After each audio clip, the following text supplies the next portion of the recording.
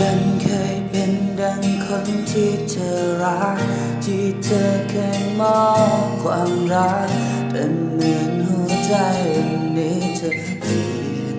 ไปครั้งหนึ่งฉันเคยคิดว่าฉันมีความหวังที่จริงเป็นแค่ความหลังจึงยอมให้เธอเลือกทางที่ว่าไว้การอยู่คนเดียวรู้ว่ามันต้องเหงาแต่ฉันคงไม่อาจฝืนใจเธอ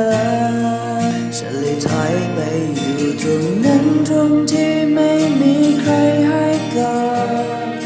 เลยถอยไปอยู่ตรงนั้นพบความลำพังเหมือนครั้งก่อนเหมือนตอนที่ไม่มีใครฉันยังทนได้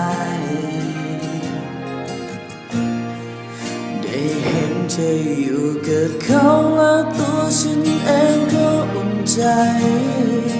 รับรู้ข้างในว่าเธอนั้นเดินไปไกลเดินวนคืนกลับมามองฉัน